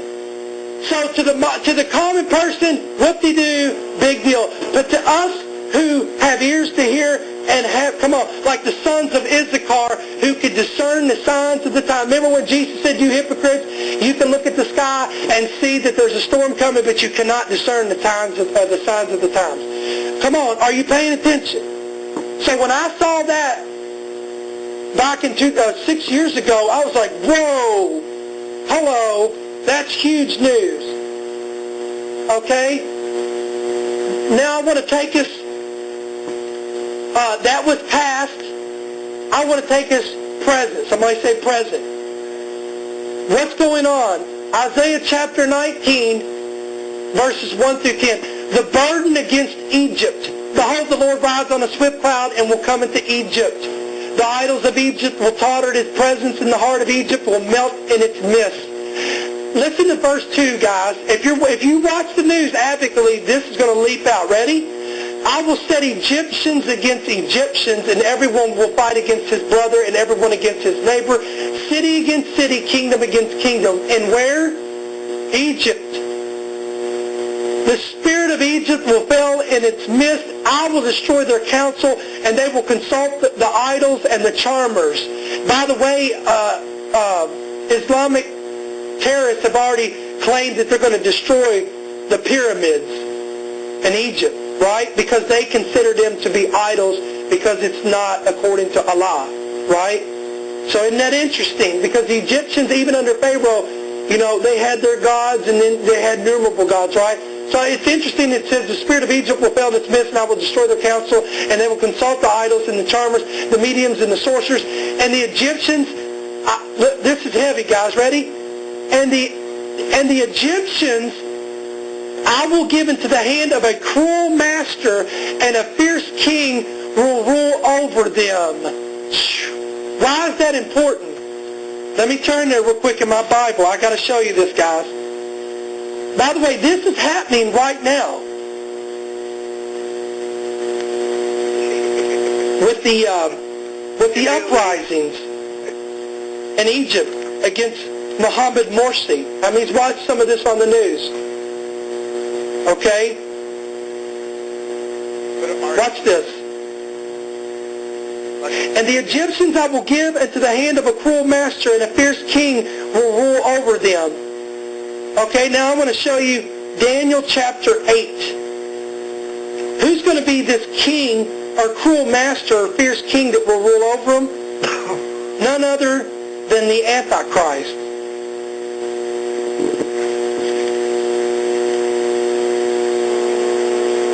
Daniel 8:23. And in the latter time of their kingdom, when the transgressors have reached their fullness, a king shall arise having fierce features, who understands sinister schemes. His power shall be mighty, but not by his own power. Why? Because Satan will control him. Right? He shall destroy fearfully and shall prosper and thrive. He shall destroy the mighty and also the holy people. That's because he makes war against the saints, guys. Okay? Through his cunning, he shall cause deceit to prosper under his rule. And then I want to show you Daniel chapter 11, verse 40. At the time of the end, the king of the south shall attack him, and the king of the north shall come against him like a whirlwind, with chariots, with horsemen, with many ships, and he shall enter the countries, overwhelm them, and pass through. He shall enter into the glorious land. That's a term for Israel.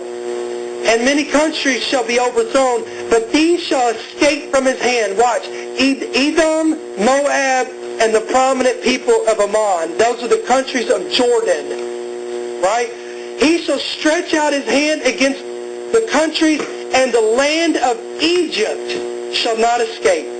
He shall have power over the treasures of gold and silver, and over all the precious things of Egypt, guys. Also the Libyans and the Ethiopians shall follow at his heels. Wow. Remember, Libya just got overthrown. Gaddafi was taken out. Some of you've already heard this, but I'm going somewhere. I have to do this to build a foundation. But news from the east and the north shall trouble him. Therefore he shall go out and with great fury to destroy and annihilate many. Now, these are prophecies, guys. I don't know if you're getting this, about the Antichrist who's coming to power. And it's all tied in. Did you see that? Let me go back. And a fierce king will rule over them, saith the Lord of hosts. Watch this. The waters will fail from the sea, and the river will be wasted and dried up. That's no doubt the Nile River, one of the greatest rivers that run through Egypt. And in the book of Revelation, it talks about the river. There's a great drought and famine coming. One of the rivers, Euphrates, dries up, and a 200 million man armies from the kings of the east march over the Euphrates to attack the Antichrist when he's taking rule from Israel in the temple, when he invades the temple in Jerusalem. Wow. All right. So let's move on. And again, look at these pictures. The uprisings. Come on. Egyptian shall be against Egyptian. Isn't this going on right now with all the Egyptians getting killed by other Egyptians for being Christian? That is happening currently right now. And Obama came out and said that we are not a Christian nation at all. Don't forget that. And if you don't believe me, please go research, please. And now they're trying to draft a constitution there. And the people are crying out, hundreds of thousands, they want Sharia law, which is Islamic rule and law. The Muslim Brotherhood. Mohammed Morsi is one of these. He's one of the leaders of the Muslim Brotherhood. By the way, our nation sends funds to this. But anyway, that's a whole other message. So, let's move on. Let's move present. This Thursday night, I was on my way to church. I knew they were going to take vote about this. They were going to vote on the admission of a Palestinian statehood, okay, or to propose a Palestinian state. UN General Assembly votes in favor of Palestinian statehood, published November 29th, 2012, foxnews.com. And we're going to talk about that in a minute. In Israel, at the United Nations General Assembly was going to vote on this. This is where all the nations come around the world and they cast their vote. Well, I was on my way to church, and one of my dear brothers in the Lord who also delves, him and I go back and forth in prophecy. I had the pleasure to meeting up with him on our way back from Virginia in Huntington, West Virginia. We sat down at a Ruby Tuesdays, and for 2 hours, and this is what kind of atmosphere I want to make this today. This would be like you guys sitting at the table, and we're just talking. And you guys, this is going to be a message where I just get real heavy. How many like this stuff? And we were sitting there talking, and we got into such a deep conversation about this kind of stuff that people around us were just sitting there listening. Ask Melissa, she'll tell you, they were all sitting there watching us. And one lady even got up and came to our table, and she says, I was listening to y'all's conversation. She says, I hope you don't get offended. She said, but I just want to let you know that my husband is a minister of the Lord. She said, this is an amazing conversation. She said, it's phenomenal what things are happening. And I gave her a card for End Time Headlines and said, here, if you like this, you'll love this. Check out our website. But listen, I was on my way Thursday night, this past Thursday, to church, and I was going to preach about this. And my dear friend calls me, and he said, watch it. Some of y'all is going to get this. At 12 o'clock, midnight, Israel time, they came to the boat.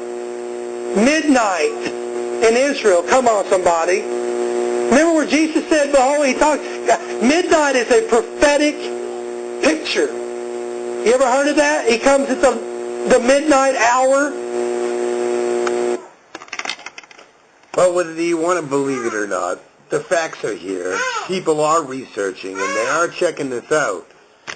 And a lot of people are pretty much blown away. And I think, in a nutshell, this is pretty crazy. Wouldn't you agree, everybody? No, I think it's pretty crazy stuff because, and this show really is not in the context of trying to make you believe anything or whatever.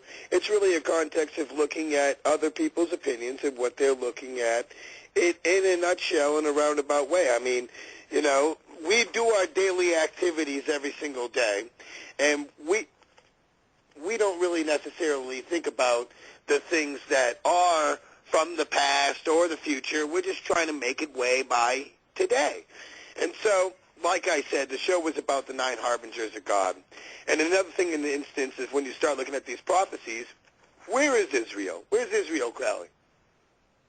Right in the middle of the whole world. Right next to Jerusalem, where the Vatican is?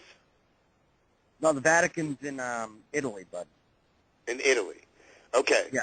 So I'm trying to think of, in the prophecy when it comes down... Jerusalem was like the trading route for all the old world. It goes right in, it's in the Middle East. It's right dead center, right by Iraq and all that. Now, they say it's going to rise again. It's going to get, its own new fruitation. It already has. It already has, Israel's exactly. got the largest spying program in the world. They spy on everybody. And Even so, us.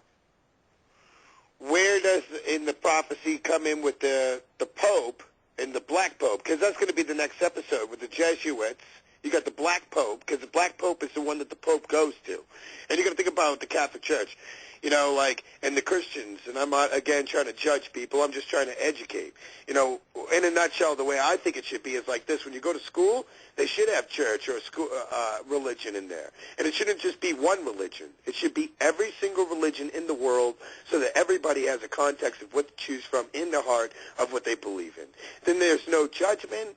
Then there is an equal order of things. Instead, religion is segregated and has a pistol in each Bible with all the pages cut out. You know, it's just like, this is your religion. War. It's kind of messed up, you know? So, but when you do look at the context of these things and the Egyptians getting their beheaded and stuff, FEMA camps actually have leaked out that they do have guillotines there. I have a couple of things that I forgot to mention in pressing the issue that I didn't mean to, but I forgot to get in there, and I'll read them out there. Thanksgiving, homeless people were not able to eat in parks or public places their Thanksgiving meals. And Black Friday is today, so in other countries they look at this as this is the day of a ritual of a sacrifice to our necessities, to desires and wants. And it goes again with the movie They Live in 1988. Sorry about that. My wife is, cooking. So, and concerns are growing with military technology controlled by our government. Drones can now operate successfully, and they can also successfully read facial detection as well as read your body gestures and hear what you're saying. Also equipped with combat weapons. In Austin, Texas, also a major pro-gun protest is going, and they're snuffing that out from the media. Alex Jones was down there, and they tried to arrest him and all this other stuff. It was pretty crazy, but he got away. And also reference to martial law. Please check out Agenda 21. I guess Hunger Games really leads to that. In a nutshell, we're doing everything we can to try to figure out where, I guess, it all leads. We're not trying to question too much, but I think we're pretty much on the way. We figured out a lot so far on our path, and we hope that we've, conveyed a lot of information to other people on the way when it comes down to, where it's all going, how it all links together, where politics and all the conspiracies, and then you got the Illuminati, and then you got Bible prophecy. All these things link in together. And so for further future shows, when I start discussing other crazier stuff, I won't necessarily have to go into these history lessons about certain things. I'll be able to just freely talk about the conspiracies that are coming about, the specific things that are really going on, and more further secrets as we can further ourselves into subliminal sanity. What do you think, Crowley, in a nutshell of all this stuff? You still there, Jay, too? No, I think he left us, bud. I understand. He was busy. He actually called us from work. So, yeah. Yeah, well, I think that eventually at some point here we'll just be able to philosophize about subjects and voice opinions about things more so than a history lesson. But you know what? It's good to educate people on what's happening. These are real things. I mean, these when are people real want to facts. know Bible prophecy, well, then we're trying to proclaim Bible prophecy. Most of all this stuff that we're pulling up in our shows are from our conversations. These are not just random connections. These are all intertwined together to make one single strand. Exactly. These are just little 100%. pieces of the puzzle. And once we get all these little pieces out there, then people can take a perspective back and look at it and say, all right, these guys make sense. See, I think American people are really, really smart, and that's why they need all this technology to dumb us down with it. They don't want you people ain't to kidding. think an educated American public is the most dangerous thing for the government. You ain't kidding, man. You are not kidding. That's why we are the terrorists. There is no terrorists. Yeah, there's Muslim extremists and there's a lot of craziness, but there's no terrorists. We are the terrorists. The only thing dangerous to the government is us being educated. That is it. Once we're educated, then we make we don't make rash decisions. You know, we make very good moves towards what we're going to do. And whether people believe in God or not, I mean, just look at what's happening out there. You know, do you want to raise kids where they're getting shot or become prostitutes or gangsters? I mean, come on now. You know what we're missing is our grandparents here. You know, they're the ones that went out and told us not to do these things. They're gone. You know, the conversation's dying. People don't care anymore. They got their iPhone. Have you ever had a real conversation? You know, I show up to somebody's door, I knock on the door, they're like, what are you doing here? You should have called. I'm just like, I'm baffled by the whole situation. Yeah. Before I used to just go to people's houses and I'd walk and hitchhike there, and I didn't call because I didn't have a phone, and I'd just show up and they were happy to see me. Now I'm an intruder because I didn't call. You're even if you send them a text message, you're intruding on their space. Yeah. You know, it's like, why? Read 1984, everybody. I recommend it 100%. Another great. You know, I definitely recommend researching history and how our country was really actually founded, the background of all our presidents. We're going to do a show about how all the presidents are all related. Also symbols, because I have a book about symbols and what they all mean in Hebrew context as well as Latin. And, you know, we're going to go into deep conversations about how all these things really come about into our history today that most people, it's so right in front of your eyes you don't even realize it. I think we should have a show about the dollar bill itself, because whether you look at your wallet and you got 20s and a couple 5s and maybe even 100 and a 1, that 1 represents every single one of those dollars and every single one of those, you know, tickets or whatever you want to call them, notes, okay, of that $1, still just in a higher increment on the paper, but it still all represents that $1. And that's why all the symbology is all on that $1. And I'm talking about the secret Masonic symbology. And witchcraft and spells. Witchcraft. It looks like it spells on the money. This is what we were trying to get to with the 9 Harbingers. I really believe that the government or the Jesuits, the hierarchy of the underground shadow government knew what was going to happen, and they purposely did it to condemn America. Because we're just idiots now. We look at the idiot box, we don't pay attention to nothing. We don't even care. Uneducated. Why do you think that the people they want to get into presidency get there? Because nobody's there to fight, you know? It's not that we're stupid. I think it's just that, in a nutshell, again, that's kind of their fault, though. You know, I think it leans more on the mind. They gave us all the tools to do it. I mean, you get an iPhone, you got a computer, you got a TV. I mean, you got so much entertainment thrown at you that you can't help but just not look at what's right in front of you. It all boils down to resources, my friend. It all boils down to resources like the oil and the things. We have spent our future, so now they have to take out population. You understand? They got to lessen it. That's why they have wars. That's why they were trying to bring us to Syria. That's why they're not doing nothing about this Fukushima. That's why they're not doing nothing about the mass murders in Africa. That's why we're fighting. I mean, like, we're more crooked than a question mark. I mean, we really do live in a nation where if you really do have a brain, which most of us do, you start scratching the shit out of your head, you know what I mean? Pardon my French once again, born near Canada. But the point of my matter is that, in a nutshell, we're not that stupid, okay? We really do have that American spirit where, you know what, everything is possible. As much as they try to snuff us out, we also are really trying to go into that age of Pisces transition still and conjure in that you know, that Christ-y consciousness, I guess I would say, if we're going to bring it up, you know, here in this 9 Harbingers, the show of God, you know, whatever. I mean, we're talking about a pretty serious topic here when we're thinking about things like that, you know? I mean, that itself is pretty deep, you know? Don't you think?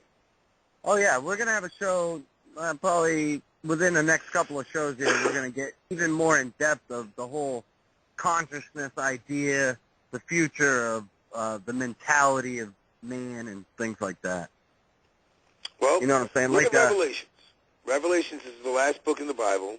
My third, I think it was like third or fourth quote or whatever that I read in Truth and Socrates Poison, was a quote out of Revelations of the third of the ocean will die. Some people say Fukushima is not prophesizes that at all. I'm not sure when that was updated on the religious sites that was up there. It might have been a year ago. But the point is that nobody is doing anything. So is it going to get to that point? And they say that there hasn't been a certain amount of armies and battleships to destroy yet at this point yet neither.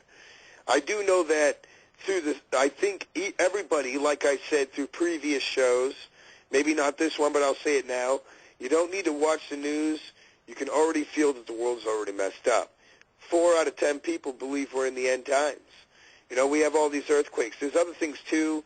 If you read the Bible, then you can understand certain things. If you don't, then there's no sense of talking about it. You know what I'm saying? Like the days of Lot or, signs in the sky and in the heavens, you know. All these things are really, actually prophesized, and they're happening. And if you open up your eyes and look at, like, Comet Ison, Nibiru, I'm not sure if Nibiru is really happening. I know that Comet Ison is. A lot of people take all these passions in one direction, and they buy all this gear, and, they become doomsday, preppers or whatever. You know what I'm saying? Now we're climbing into the last part of the show here, the last 10 minutes, and I just wanted to personally thank Chris George, Denny and Tiffany Gager, and DTM Wicked Radio, and also Blog Talk Radio for, basically just existing in the first place and letting this all go down. If you want to check us out, you can totally go to facebook.com/ all capital letters, Subliminal Sanity, and also DTMWickedRadioProductions.com. I think it's facebook.com. I'll tell you the URL right off the bat. I might as well because I'm all about that information. You know what I'm saying? Excuse me. Still that Thanksgiving dinner. You get all these messages and stuff. The URL is facebook.com / DTM Wicked !REF equals, the equal sign, HI or whatever. It's probably just DTM Wicked.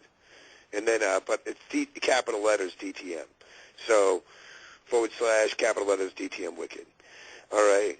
And Jay Gudda, we appreciate you coming on the show. Basically, thank you iHeartRadio as well for letting us jump on the bandwagon. Thank you for listening to Subliminal Sanity, all the new listeners out there, if you're out there, and all the old ones as well. I'm your host, Judas. We have basically, due to the new thing that we're going to do for the musicians that are trying to get out there, get heard, if you want to contact me, please contact me at these links. I'll check out your music. I've got a little form. All you got to do is just basically fill it out, send it back to me. We'll send it to the producer, and we'll get you a little interview on here, talk about your stuff, your life story, and we'll get you on board. I'm your host, Judas. Got your co-host, Judas Crowley here, and basically I'm going to go off on the album The Waiting Room, which is available for free. You can go to facebook.com / Subliminal Sanity, all capital letters, once again, for The Waiting Room. It is available. If it's free, it's for me. If it's free, it's for me. I talked to him, too. I thought it was a little insane, but he's passionate on getting the message out there. He loves music, so. He loves music. He wants to go against the grain. He's a DIY. That's do-it-yourself musician. That's the way I like him. I'm a DIY musician. And that's what I like to hear. I'm a DIY kind of guy, you know what I mean? But, on the real. But, on the real, on a positive note of these things, positive mental thoughts is really what can make waves, Just as much as there's negative thoughts, there's also positive ones. We're going to have a show about carbon-12. And carbon-7 is going to lead back to miscellaneous debris. It's going to be kind of like a rewrite of miscellaneous debris because that one was really probably the worst show we've ever done. It's where I got yelled at. But it's okay. But, in a nutshell, basically when you can put these facts together, I did, I was pretty blown away. I was sitting on the edge of my seat. Definitely recommend Jonathan Cahn, The Harbinger. That's C-A-U-N or something like that. Yeah, if you want to learn more. Yeah, if you want to learn more. And I definitely recommend studying more, and I definitely thank you, Denny, for letting me have 2 hours tonight. We're at 8:54. I'm going to go ahead and sign us off with The Other Side on the album The Waiting Room by Jay Gudda. Thank you so much for listening to Subliminal Sanity, and I am your host, Judas.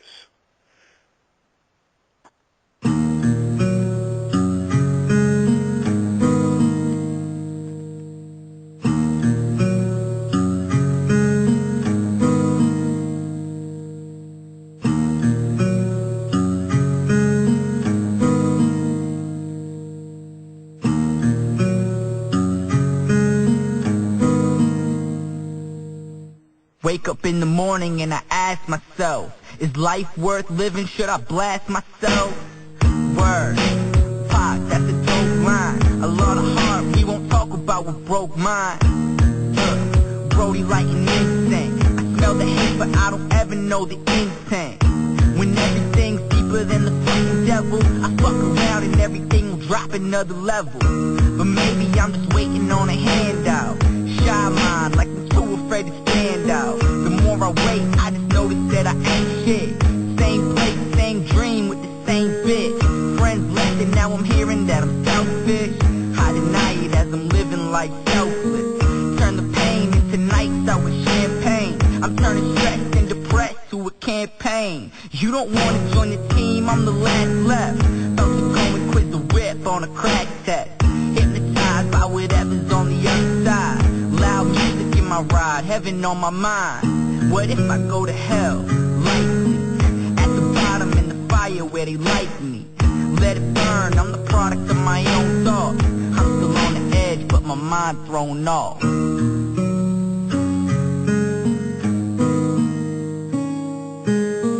They say everything happens for a reason, but we don't ever find out the reason. I don't wanna be the greatest out of all time. I just wanna know what's on the other side. What's on the other side. What's on the other side. I just wanna know what's on the other side. 50-inch screen, money green leather sofa. Got 2 rides, a limousine with a chauffeur. Big, ready to die on my poster. Staring through the bottom of my glass like a coaster. Finger on my temple like a toaster. Wish I could pull the trigger so it's over. If this is how I'm thinking when I'm sober, leave me alone, I'll be gone till October. Ice cold in my veins like a fall breeze. Tall trees, fall, all leaves. At the bottom what I mean is I don't cover up. I tell it raw, watch these other rappers double up. You ain't never had shit but a bad bitch.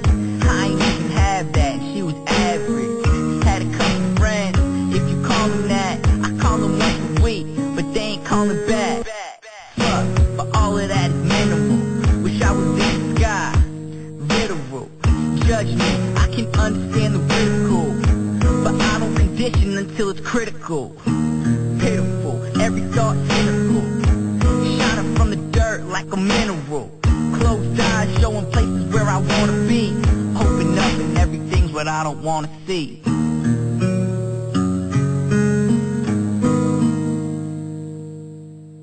They say everything happens for a reason, but we don't ever find out the reason. I don't wanna be the greatest out of all time. I just wanna know what's on the other side. What's on the other side. What's on the other side. I just wanna know what's on the other side.